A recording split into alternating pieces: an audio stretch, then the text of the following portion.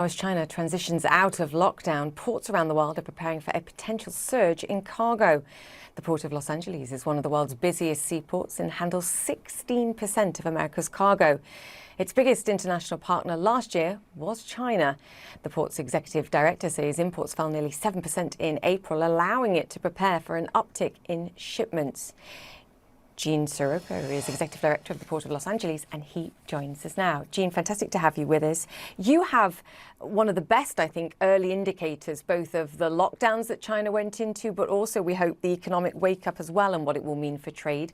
What's your sense? Because I've been surprised as I look at your numbers about the lack of impact of lockdown.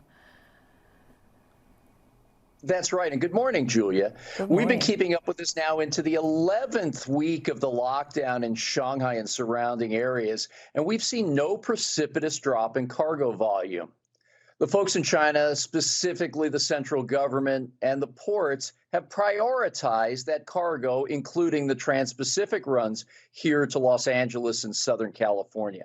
Cargo volume output has been very steady from central China, although there have been impacts on the ground at the subassembly, manufacturing, and land transport areas. Barge traffic along the Yangtze River is up, and neighboring port of Ningbo's cargo throughput is up 25% during this lockdown to help pick up some of the slack. Is that in both directions, Gene? I appreciate, obviously, you only look at what's going on in your port, but it's interesting, as you say, that the Chinese have done their best to protect what they're exporting and to get those flows and allow those flows to continue. Do you have a sense of whether that's happened in both directions? As you can imagine, with all of this cargo flowing, the lockdowns, and all the other variables in the supply chain equation, it's taking cargo a little bit longer to leave the port of Shanghai to go inland in China.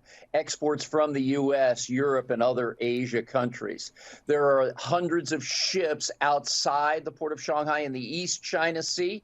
A lot of that is inter-Asia trade, the largest trade in the world. And again, as the cargo continues to flow through these ports, delays are to be expected, but the folks on the ground are managing this very well. I think you've answered my question already. So in terms of a Shanghai surge, what are you expecting? Can you put any kind of numbers on it? Because I assume June would have traditionally been a strong month for inflows into the United States anyway. Once again, a number of layers to consider. First, here in the United States, importers are bringing in cargo earlier than normal for traditional retail peak seasons. We've stated, now all the indications are, cargo for that peak season will start landing at the end of this month. We're also in the midst of bringing in back-to-school products, fashion, and fall fashion coming up here, all combined at the same time.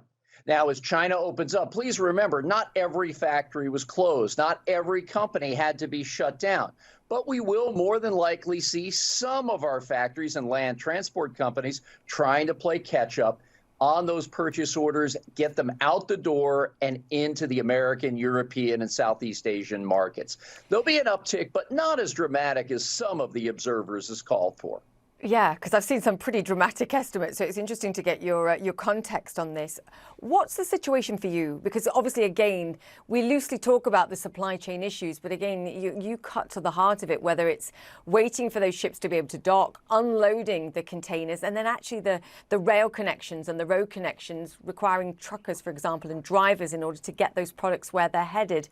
What's the sort of lead lag time now that we're looking at, Gene? And can you give us a sense of the point upon which you're estimating at this stage, perhaps everything will get back to pre-pandemic levels? I appreciate that's a tough question.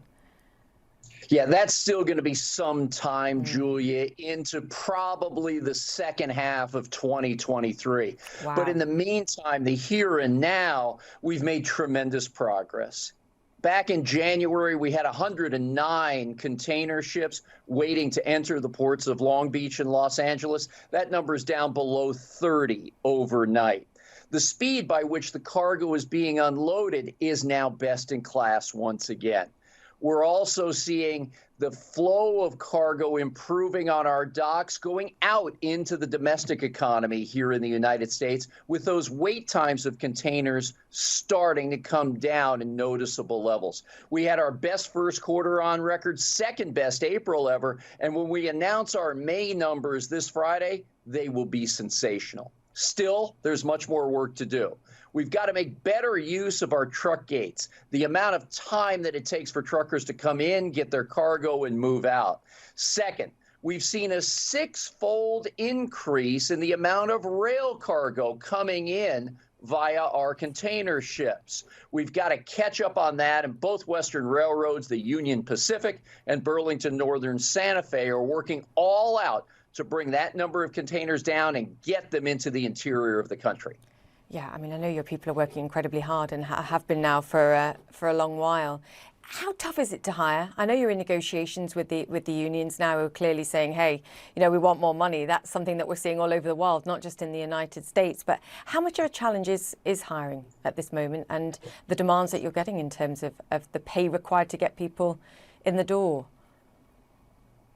Oh, we're not immune to the travails in the employment sector. 11.4 million jobs open in the United States, similar here in the supply chain. Our dock workers of the International Longshore and Warehouse Union, everyone who wants work has it, and I could argue we need more folks on that job. They are in the midst of collective bargaining between the Employers Association and the union. That's ongoing.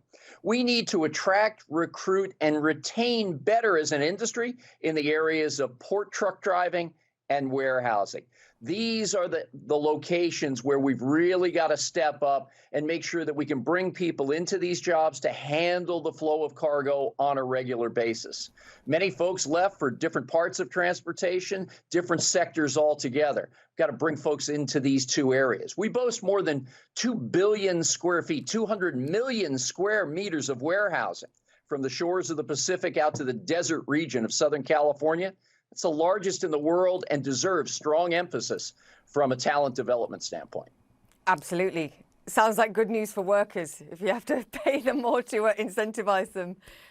Jean, the challenges continue. Thank you for the work you and your team are doing. Great to chat to you. Jean Seroka there, Executive Director of the Port of Los Angeles.